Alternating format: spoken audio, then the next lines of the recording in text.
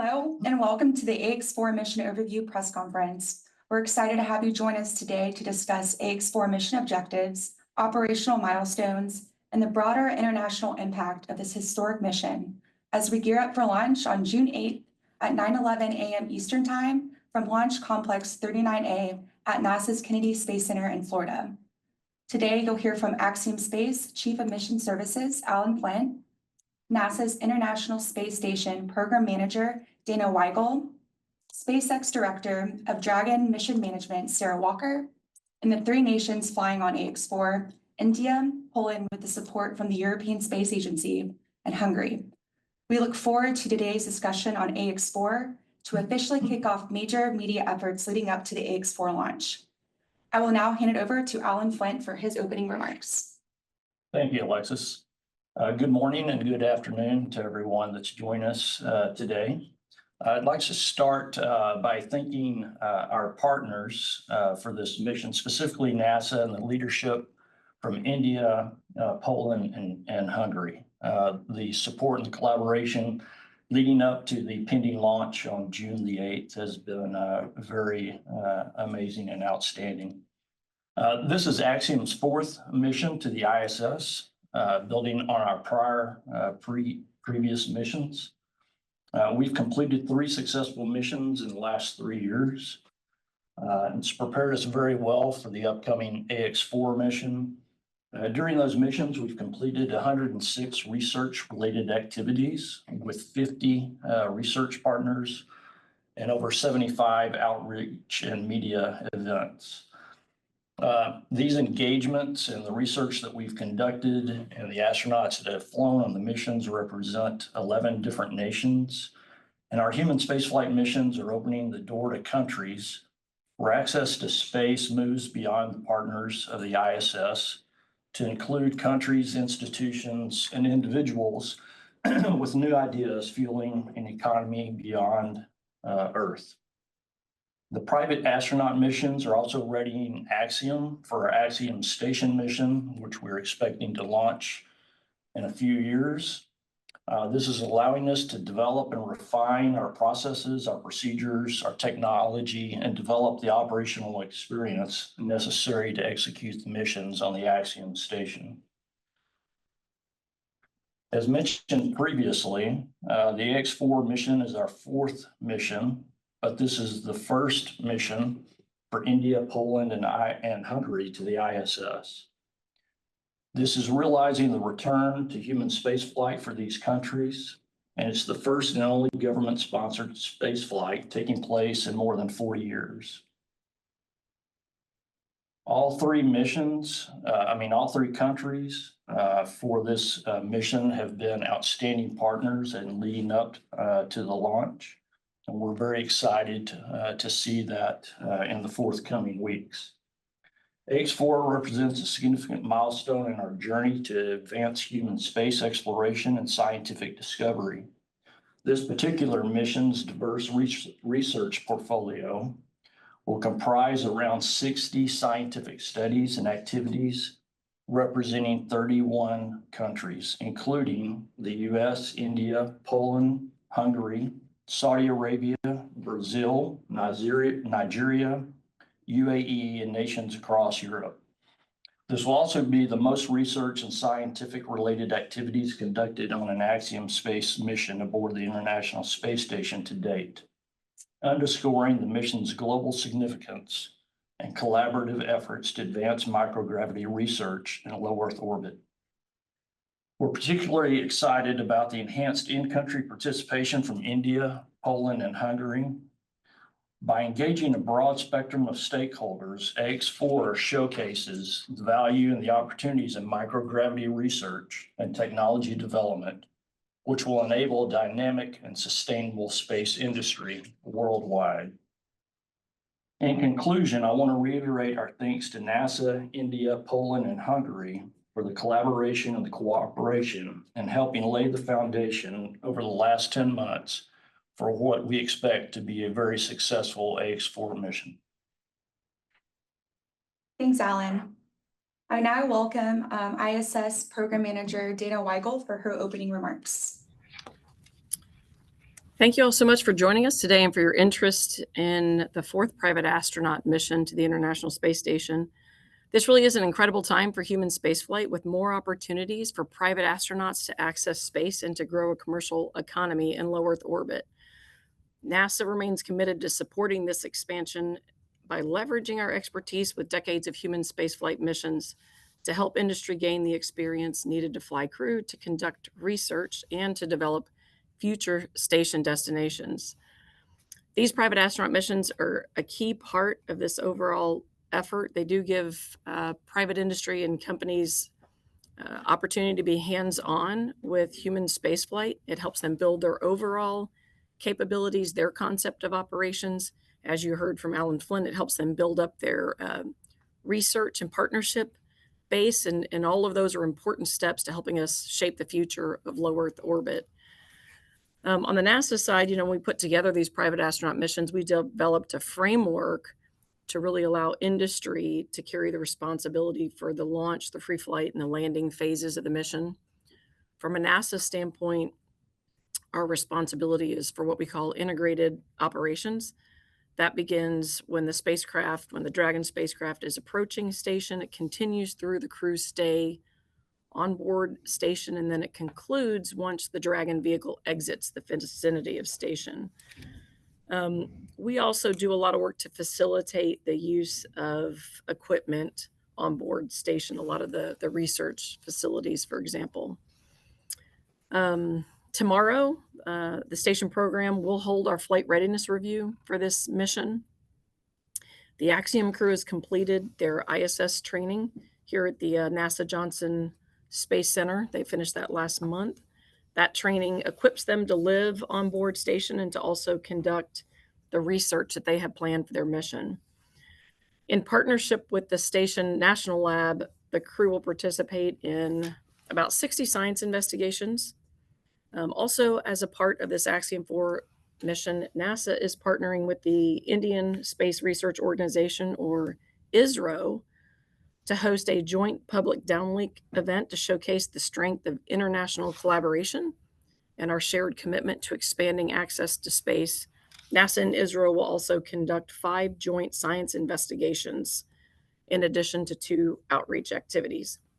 Right now on board Space Station, Crew 10 is packing up the SpaceX 32 Dragon cargo mission. They're getting that ready for departure, which is planned Thursday, 11 a.m. Central Time, assuming weather cooperates. And then in the next couple weeks after that, they'll spend some time on board preparing for the visitors who will arrive on the Axiom 4 mission. I'm looking forward to this upcoming successful launch and the execution of the Axiom mission. And with that, I'll hand it back to Alexis. Thank you, Dana. I'll now hand it over to Sarah Walker, who is the Director of Dragon Mission Management at SpaceX. Thanks, Alexis. So 4 years ago, we launched Ax-4, our first private astronaut mission to the International Space Station, marking the beginning of new opportunities for more people and their respective space agencies and nations to go to space for the first time. We've now launched 3 Axiom Space missions, safely flown 12 crew members from almost as many countries to and from the ISS, and helped fly more than 75 different experiments over the course of 47 days and 752 orbits of Earth. On Thursday, one of the 2 Dragons that are currently docked to the International Space Station will undock and splash down off the coast of California, which will conclude the CRS-32 mission. And then shortly after that, we will launch our 4th Axiom Space mission to the station to occupy that second port again. We're excited to fly Peggy, Shooks, Swabash, and Tibor, and more than 60 research projects to the International Space Station in our 4th Dragon launch of 2025. Every human spaceflight mission is unique, but Ax-4 is particularly special in that Shooks and Swabash will be conducting the first mission to the space station in history for their respective countries of India and Poland. Additionally, as a woman who's devoted my entire career to the space industry, and with 4 kids of my own, 3 of them daughters, I'd be remiss to not take a moment to highlight Peggy, the Axiom 4 commander. Peggy will become the 3rd person to fly multiple times on Dragon.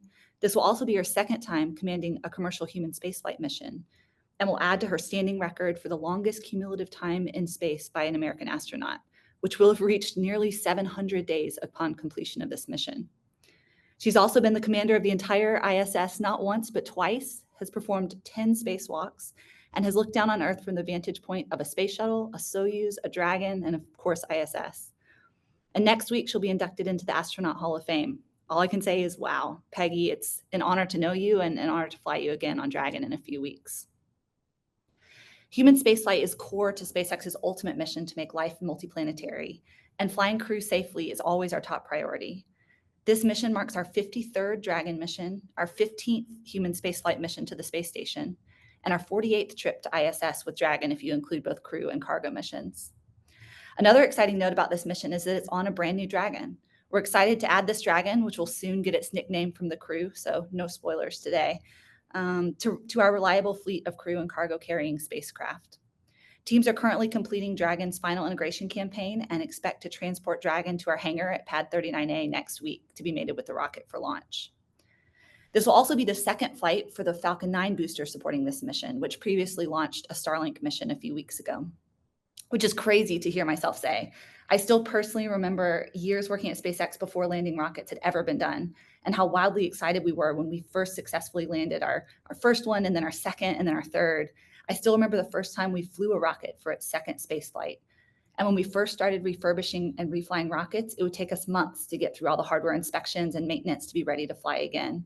But here I am nonchalantly saying this rocket flew 24 Starlink satellites to space a few weeks ago, and it's ready to fly again in a couple weeks to take 4 humans to the International Space Station. The pace of progress and innovation here is extraordinary. As always, NASA, SpaceX, and Axiom work closely to ensure that all teams and hardware are ready to fly. Hundreds of tests and inspections have already been completed throughout the build and integration process. The crew has completed rigorous training to certify them for their spaceflight, as Dana mentioned, and multiple flight readiness reviews lie ahead in the coming weeks prior to launch. All of these are opportunities to step back, review the data, look closely at the hardware, and mitigate any risks with the utmost rigor to ensure safety and reliability. Right now, we're targeting Sunday, June 8th at 9:11 a.m. Eastern for launch, but in the coming weeks, as we complete final reviews and keep an eye on the weather, we'll let you know any adjustments to that plan. A huge thank you to NASA, Axiom Space, India, ESA, Poland, and Hungary for your trust and teamwork as we step together towards the Ax-4 mission. Thank you, Alexis. Thank you. Next up is Sadish Balan, who is the project director for the Indian Space Research Organization. Yeah, thank you, Alexis, and good morning to all. Ax-4 mission is a unique and exciting opportunity for ISRO in international cooperation and collaboration.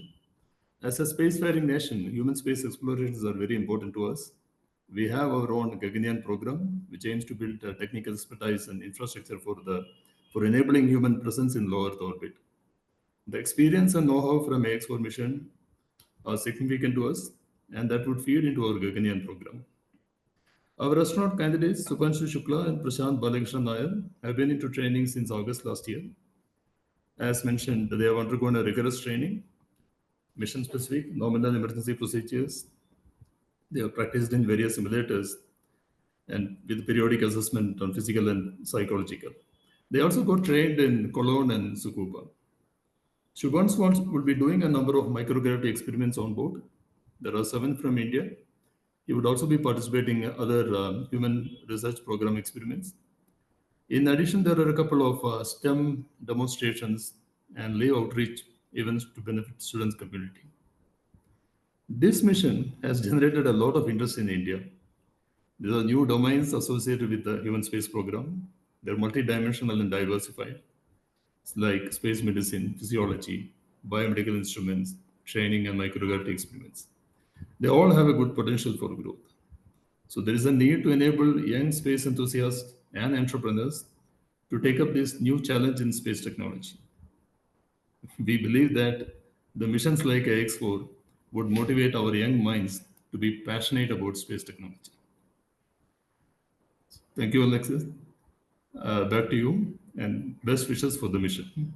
Thank you so much, Sadish. Next up is Sergio Palumbo, who is the mission manager for the European Space Agency.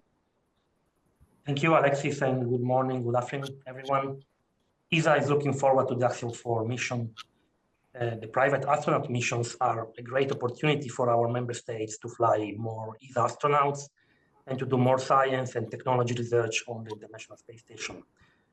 With Axiom 4 specifically, ESA will be executing 17 science investigations and technological demonstrations, most of which have been developed in cooperation with Poland, specifically for Axiom 4, while others are a continuation of ESA experiments already ongoing on the ISS with expedition astronauts. With this mission, we have also been cooperating with India and with Hungary on several experiments.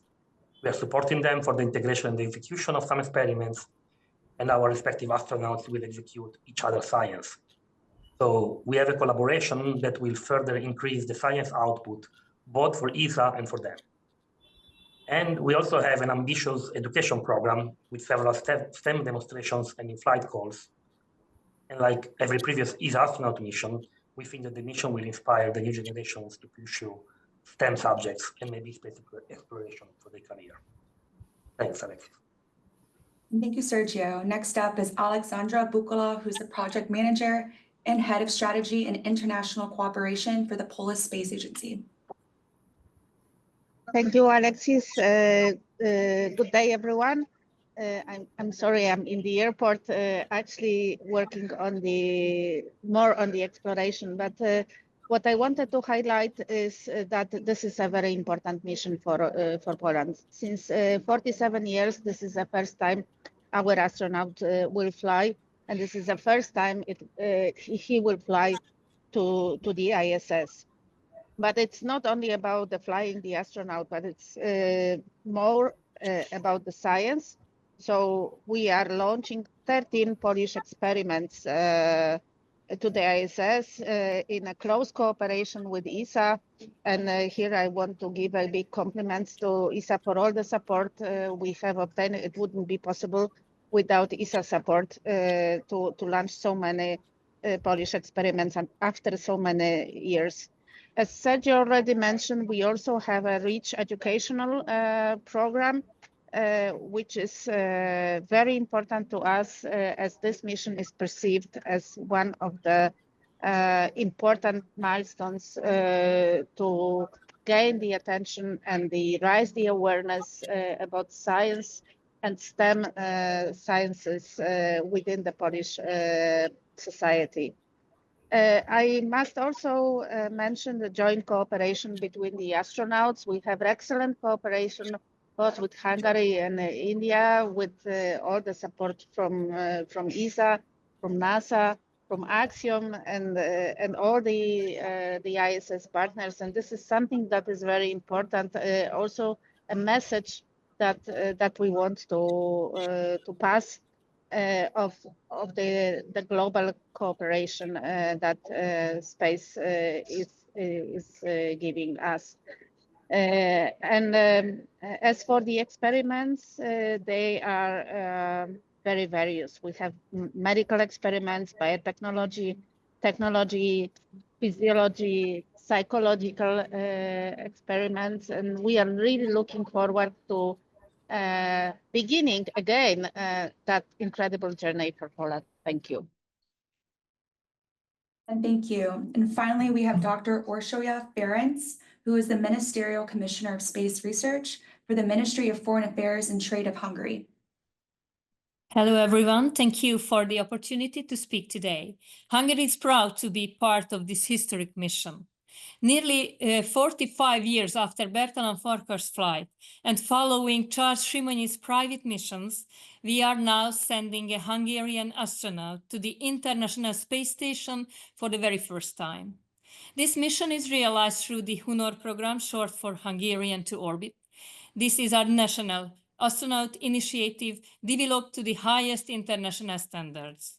Hungary has demonstrated the ability to independently select and train astronauts, often exceeding global expectations.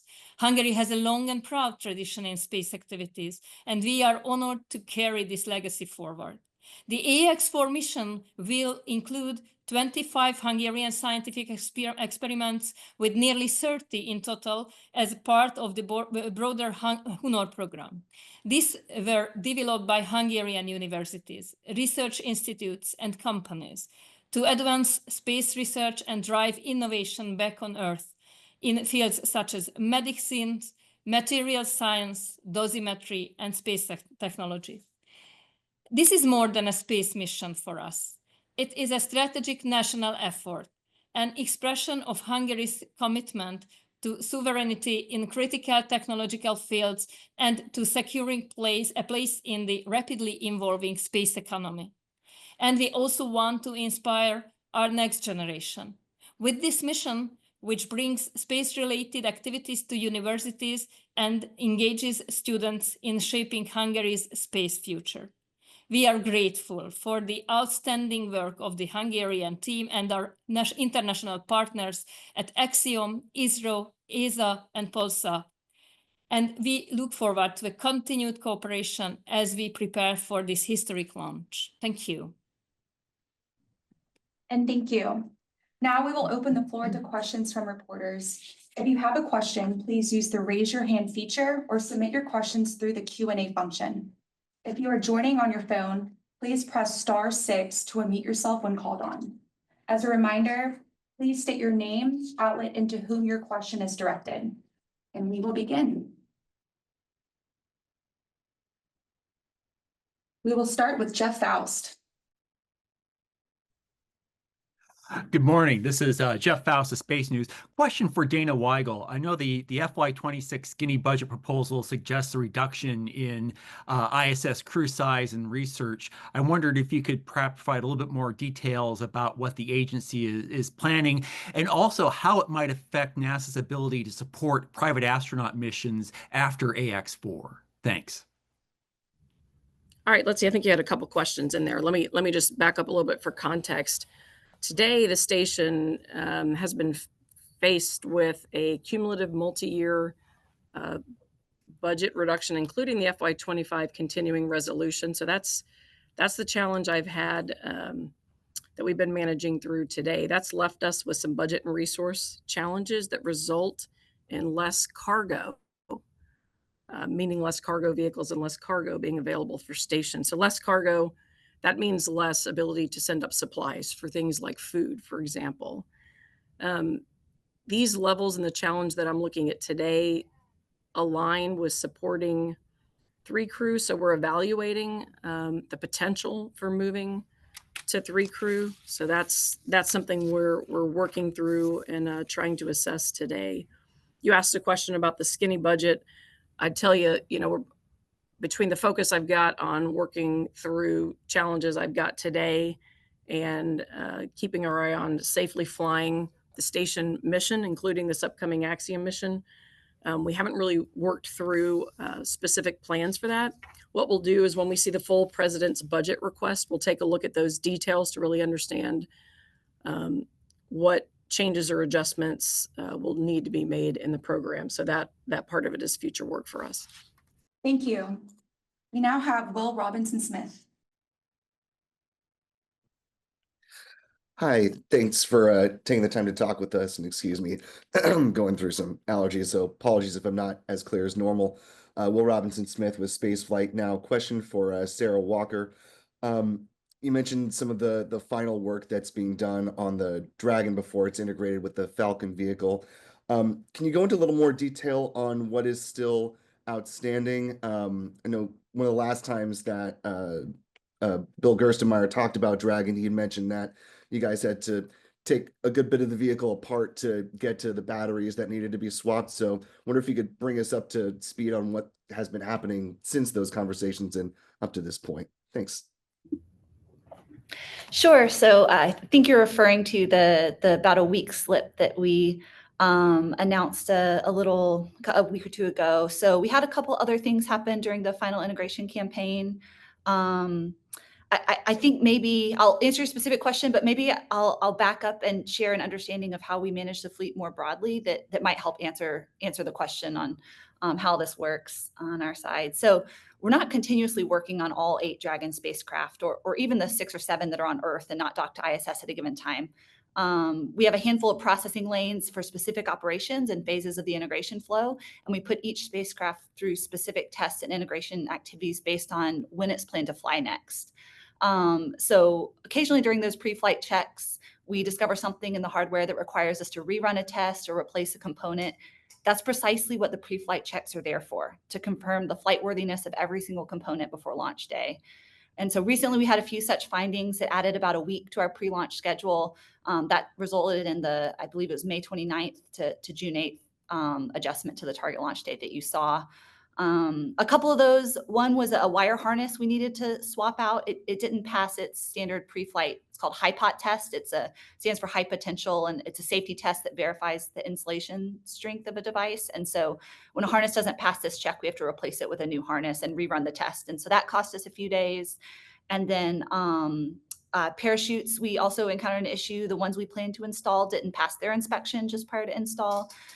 We detected evidence of moisture within the bag that they're packed in. And so it added a few days to the schedule to ship the next set off the line out of Florida to install instead.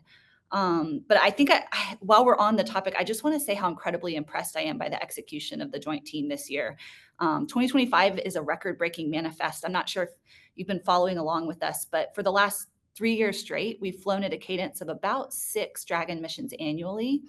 And they vary in duration from a few days for our free flyer missions to up to 6 months or more for NASA commercial crew missions. This year, the timing needs of our customers drove us to plan the exact same mission count, 6 missions, in less than half the time, just barely over 5 months, starting with Crew 10 launch in March and concluding with CRS-33 launch in August here. So the team hasn't missed a beat. We've stepped through every single aspect of the pre-launch, the on-orbit return and recovery.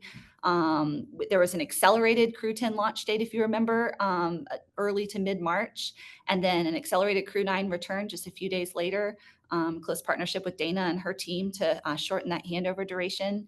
And then there was the first polar human spaceflight mission in history, FROM-2, just 2 weeks after that. And then CRS-32 launched just 3 weeks after FROM-2 returned. And then here we are about to return CRS-32 later this week to prepare for Axiom 4 handover shortly after. So to prepare for the Axiom 4 mission. And then next up this year, we've got Crew 10 and Crew 11 handover.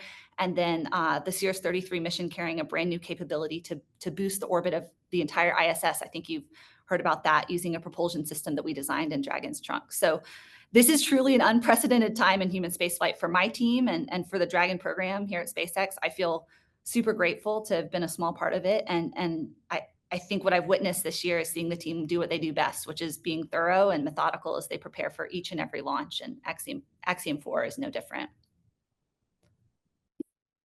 Thank you. Next in line is Schwalbach Sniage.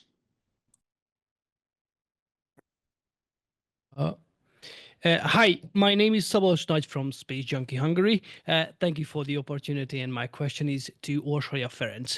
How much of an impact this historic mission is going to have in terms of science and culture on such a small country like Hungary? Thank you.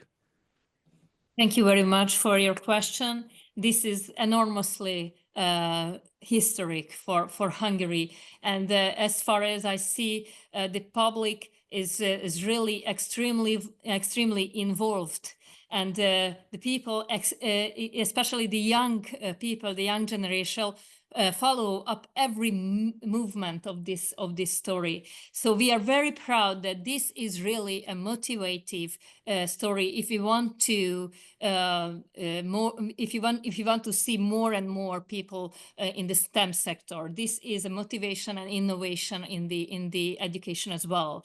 And we are very proud to be part of this historic mission. Thanks. Next in line is Josh Dinner. Hi, Josh Dinner, space.com. Thanks so much. My question is for the international rep for Sergio, Aleksandra, and Oroya. How is this mission influencing your country's broader national space strategy, especially in terms of human space flight ambitions beyond this single flight?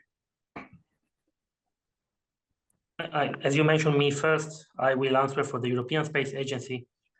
As I mentioned, these private astronaut missions are a great opportunity for us to fly more astronauts and to do more science. So this gives opportunities to our member states and to ESA in general to increase and continue with the expertise on operating missions, on LEO, doing science, doing technology research, which remains a primary destination for us and the top priority.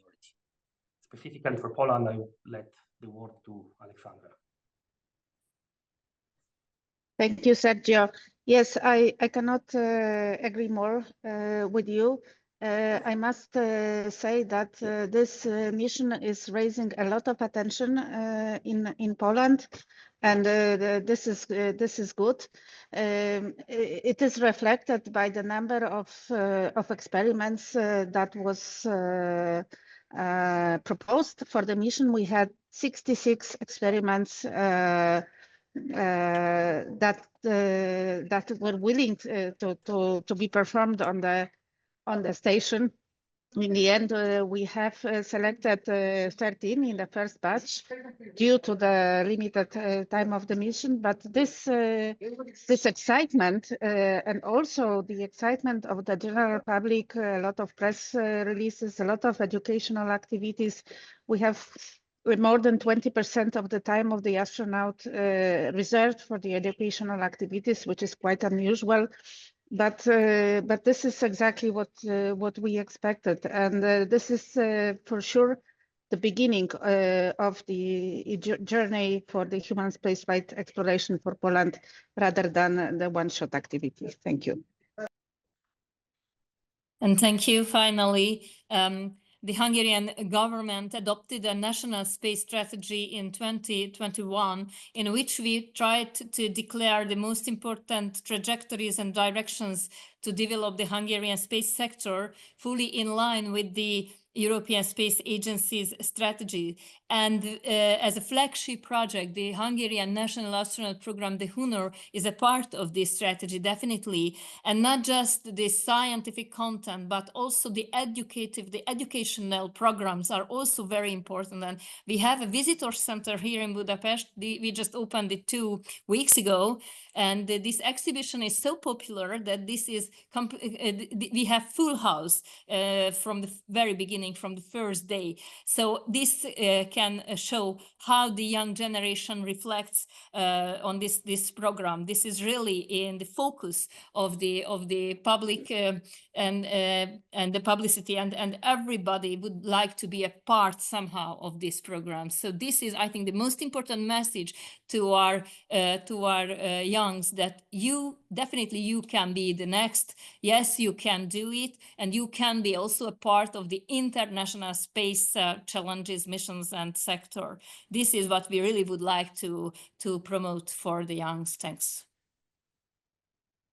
Thank you. We'll now call Sibu Kumar Tripathi. Hi, good morning. This is Shibu Tripathi. I am speaking from India Today group in New Delhi. I have a couple of questions for Dana and Sudeesh. Dana, you mentioned that there could be a reduction in the crew size given the budgetary limitations that has come in following the latest request. Could that budgetary limitation hit the Ax-4 crew as well?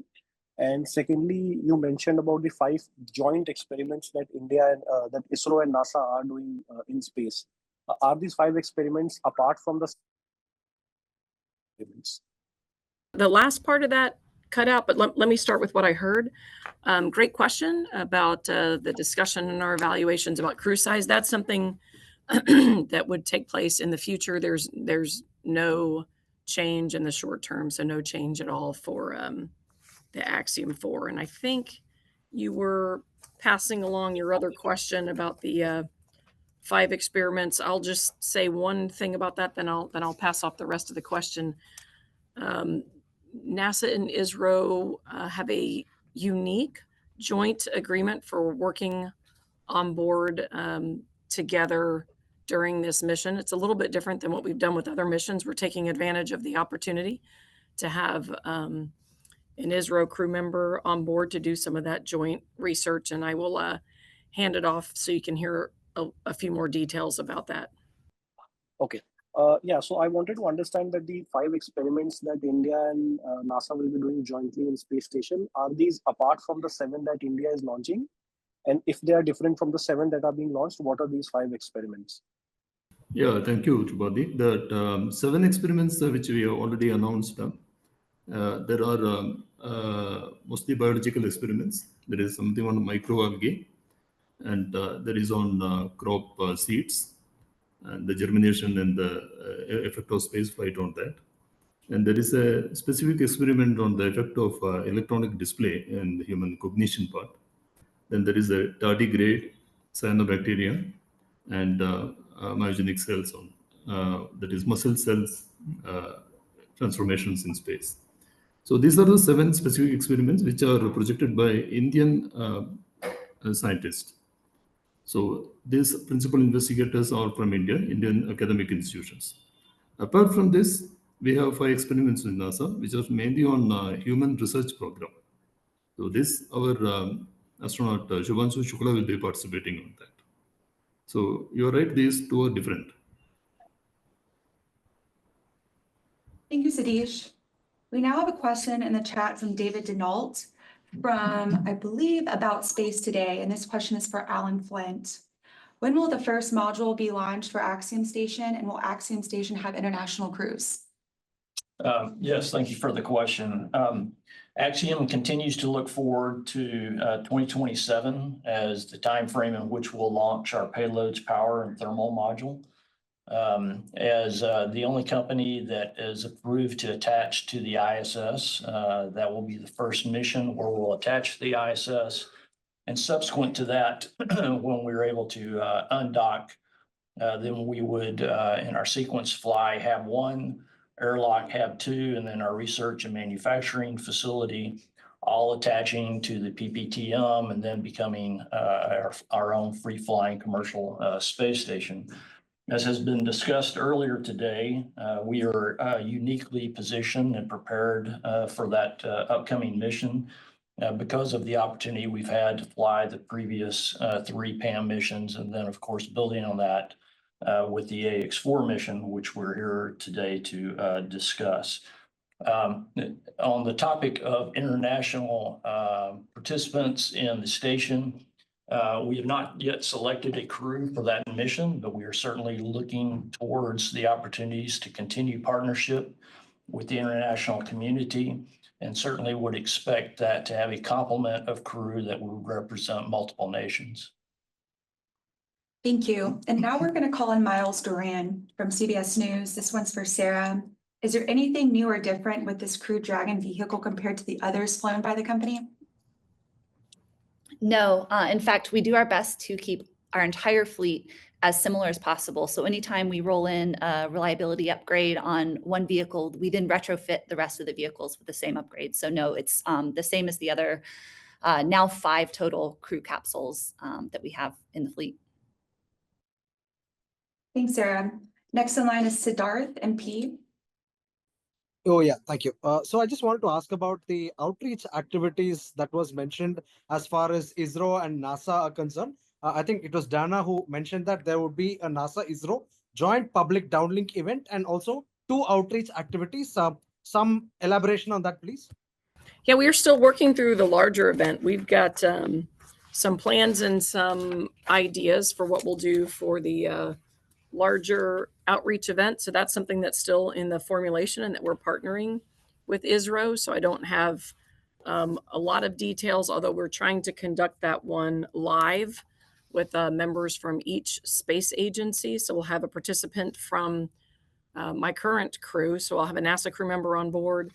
Of course, we'll have ISRO participating, and then we'll have members of space agency leadership with an interactive kind of discussion there.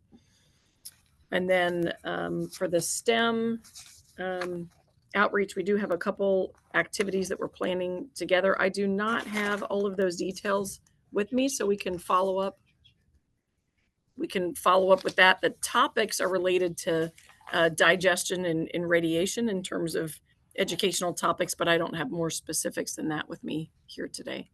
Yeah, these outreach activities are what we are planning. There is some activities are going on. There is a student event with our astronaut will be directly interacting with the student community. So 2 such events we are planning across the country.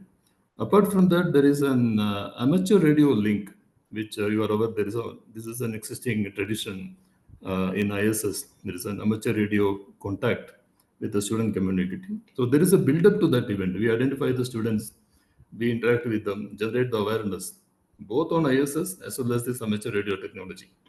So these activities are also currently in progress. So this also, we are located 2 locations in India where this will be happening.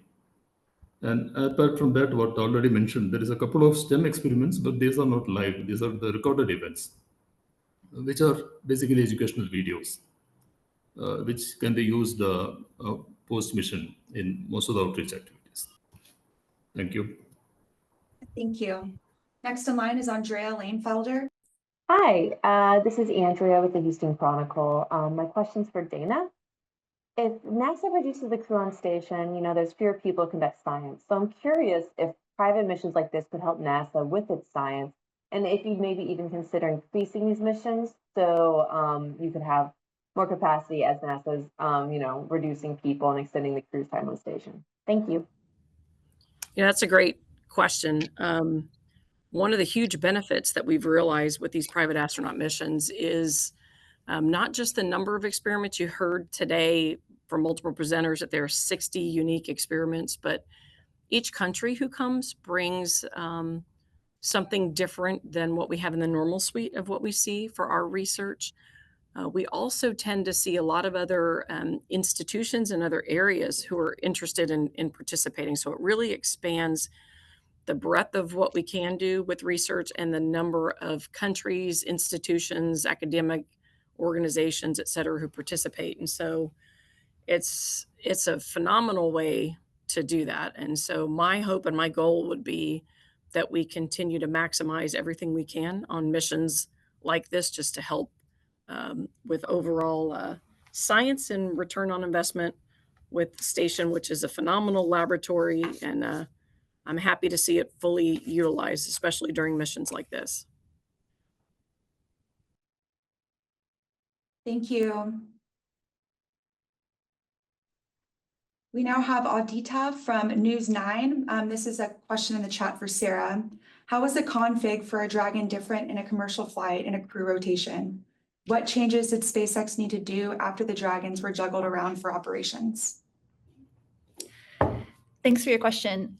So the vehicles that go to ISS all look identical. The major difference among the crew vehicles, and apologies for not mentioning this a couple questions ago, is what goes in place of the docker, the hatch and the docking mechanism. So you may remember the Inspiration 4 mission that had a cupola or a big window that was able to look out from 2 mission as well, was able to get a glimpse of the poles from this big window.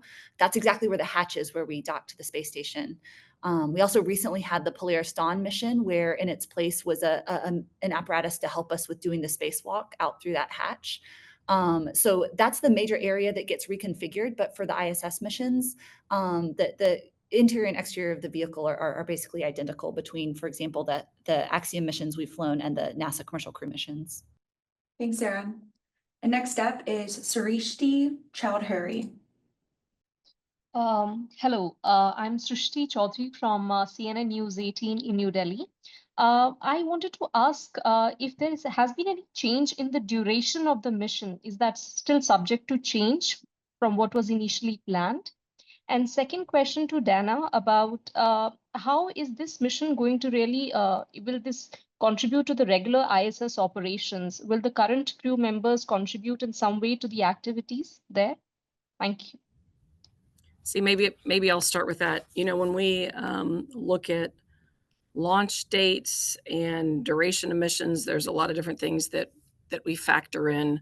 There are other vehicles, for example, this summer that are coming to space station. Roscosmos has a cargo vehicle that's launching. And then you heard from Sarah some of the other missions later in the summer. And so if we launch in the June timeframe, we will keep the 14-day mission. We can work that around some of the other activities going on board space station. If for some reason the mission were to slip out a month or later, we'd really have to go look at that to understand what it means to downstream missions. And so we'll launch into the 14-day mission. You know, in it, you heard a little bit about some of the joint research that we do together during these missions. So certainly there's a lot of collaboration there. Our crew also helps with just kind of the infrastructure, the setup, and kind of the daily flow of what the Axiom crew does. It's like having, guests at your house where sometimes you've got to help with that. But by and large, the Axiom crew trains and is ready to execute their portions of the mission as they need to. And so there are portions of the mission where Axiom crew is working independently and separately, perhaps with assistance here and there from the NASA crew. And then there are time periods where the rest of the crew on board is participating, whether it's joint research, a joint outreach activity, or just general help with equipment on board. Thanks, Dana. I see a lot of questions in the chat asking if the crew will be flying the new Dragon and if they will name it. Per Sarah Walker's remarks, they will be naming the Dragon and that name will be released soon. We do have time for about one more question, so I'll hand that over to Pavel Bagla. Thanks a lot. Can you hear me? We can hear you. Good evening from India. 1.4 billion people are waiting anxiously for this mission. I had a couple of questions and some very specific ones. This question is for somebody in the whole press conference who can take it.